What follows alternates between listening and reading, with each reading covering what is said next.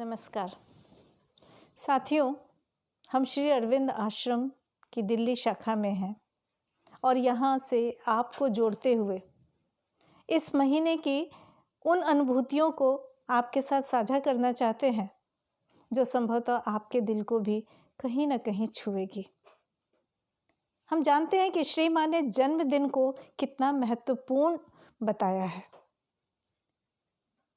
भौतिक रूप से हमें खुशी देता है, सूक्ष्म दृष्टि से आंतरिक अनुभूतियों के द्वारा देखें तो वो कहती हैं कि जन्मदिन कहीं न कहीं आत्मा को परमात्मा के साथ जोड़ने के लिए बहुत प्रभावकारी दिन होता है। फरवरी का महीना श्री अरविंद आश्रम के इतिहास में ख़ास तौर पे दिल्ली शाखा के लिए और भी महत्वपूर्ण हो जाता है। इस महीने में न केवल श्री माँ का जन्मदिन बल्कि आश्रम की इस शाखा का भी जन्मदिवस मनाया जाता है। जी हाँ, 12 फरवरी श्री अरविंद आश्रम दिल्ली शाखा का स्थापना दिवस है और ये कोई मामूली स्थापना नहीं थी। यह स्थापना हुई थी स्वयं भगवती के हाथों, भगवती की कृपा से और भगवती की सहायता से। इस आश्रम के संस्थापक श्री सुरेंद्र नाथ जौहर उर्फ हमारे प्यारे चाचा जी, उनके अनुभव, उनका पौरुष, उनका समर्पण और श्री माँ से उनका प्रेम और उनकी भक्ति इसके मूल में निहित है। आज वे भौतिक रूप से हमारे पास नहीं हैं, किंतु सचमुच यह जिज्ञासा स्वाभाविक रूप से उठती है कि यह आश्रम आखिर स्थापित हुआ कैसे, और भी इसलिए कि पूरे विश्व में श्री अरविंद आश्रम की यह एकमात्र शाखा है। कई केंद्र हैं जो अनवरत रूप से, निरंतर रूप से श्री अरविंद के कार्य को, उनकी शिक्षाओं को कोने कोने तक पहुंचाने में व्यस्त हैं। लेकिन फिर भी यह जिज्ञासा कि यह शाखा कैसे स्थापित हुई हमारे अंदर अब भी बलवती रूप से सिर उठाती है।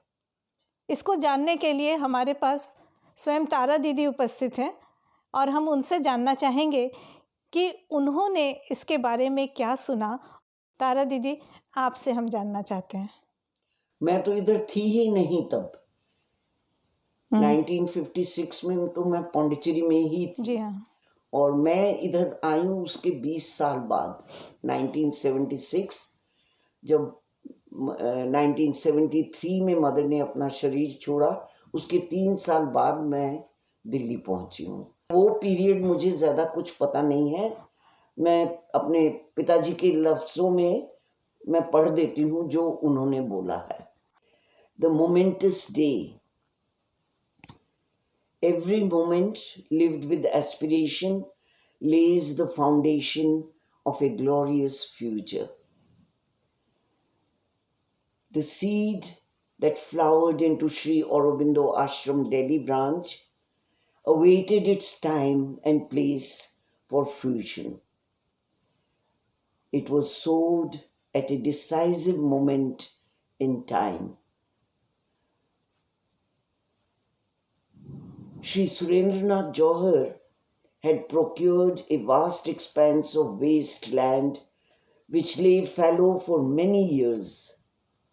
In the year 1955, a mysterious man appeared at Chachaji's doorstep, identifying himself as the divine messenger. For the next 2 mornings, he worked hard on the land and with superhuman efforts vanquished the negative forces. Before leaving, the man had declared that now the place is clear and open for receiving the descent. Things then started moving. Chachaji met the mother for guidance. The divine plan was set, and auspicious moment for its inaction had finally arrived. The mother said, "This place will house Sri Aurobindo Ashram Delhi branch, and there certainly will be a shrine for which I have been keeping Sri Aurobindo's precious relics. She fixed the date for 12th February 1956 for the inauguration of Sri Aurobindo Ashram Delhi branch. On the opening day, the mother's message was, "Let this place be worthy of its name and manifest the true spirit of Sri Aurobindo's teaching and message to the world. With my blessings, the mother." उसके बाद तारा दीदी आप यहाँ आ गई। उसके बाद 1976 में मैं आई थी घूमने पर। फिर मैंने देखा कि पिताजी को हेल्प की ज़रूरत है, उनकी एज हो रही थी, तो मैंने सोचा मैं थोड़ी लंबा टाइम रहूँगी। पर मुझे फिर काम अच्छा लगने लगा और मैं एंजॉय कर रही थी यहाँ पे चीज़ें, फिज़िकल एजुकेशन, स्पेशली स्पोर्ट्स का, उनका सारा स्कूल का स्पोर्ट्स का जो सेक्शन था उसको बिल्डअप करने में। फिर मैं गई ही नहीं, फिर यहीं रह गई। और कितना अच्छा हुआ ये। तारा दीदी जो कि श्री सुरेंद्र नाथ जौहर जी की सुपुत्री भी हैं और श्री माँ के बहुत निकट संपर्क में रही हैं, जिनके साथ श्री माँ का आशीर्वाद, श्री माँ का मार्गदर्शन निरंतर रहा और आज हम भी उससे लाभान्वित हो रहे हैं। अभी हमने सुना कि तारा दीदी ने चाचा जी के शब्दों को पढ़कर हमें बताया कि स्थापना के पीछे क्या था। मैं भी इस लोभ का संवरण नहीं कर पा रही हूँ जो जानकारी मैंने चाचा जी की पुस्तकों से प्राप्त की।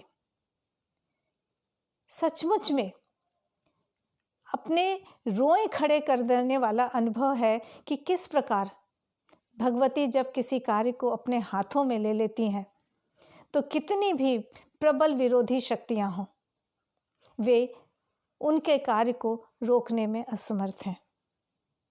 जैसा कि तारा दीदी ने अभी बताया कि चाचा जी ने यह जमीन सन 1939-40 में खरीदी थी। कितनी कल्पनाएं, कितनी योजनाएं थीं इसे समाज कल्याण के लिए प्रयोग करने के लिए, और भी बहुत सारे उनके स्वप्न थे कि वे इस जगह को कैसे प्रयोग में लाएंगे। पर जिस पर स्वयं भगवती का अधिकार हो जाए, जो अपने आप को स्वयं भगवती को दे चुका हो, क्या वो स्वयं कुछ करता है? और ऐसा ही कुछ चाचा जी के जीवन में हुआ था। श्री माँ ने कौन से उस व्यक्ति को भेजा जिसका नाम चाचा जी को अंत तक नहीं पता चला। ठीक दैवी प्रभाव से उसका प्रकट होना और स्वयं इस कार्य को हाथ में लेना कि इस जगह पर विरोधी शक्तियों का अड्डा है जिसे उन्हें उखाड़ना है।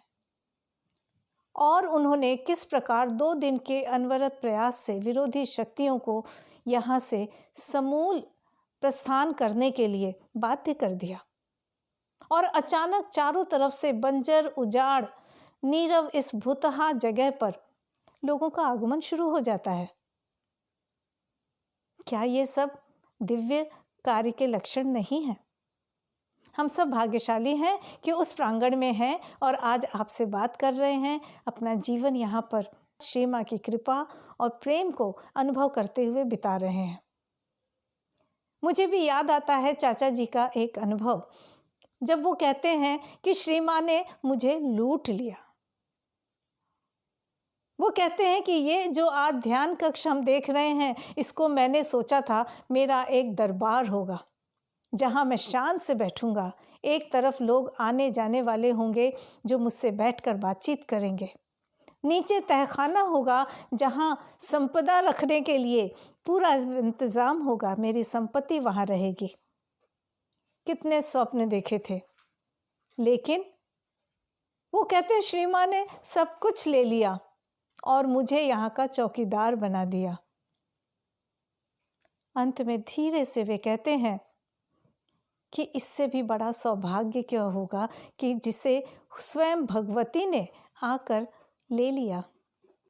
सचमुच चाचा जी का जीवन जब देखते हैं तो लगता है कि उससे बड़ा आदर्श बालक श्री माँ का और कौन होगा, जिन्होंने उनके बताए प्रत्येक चिन्ह के सभी गुणों को जीवन में विकसित किया।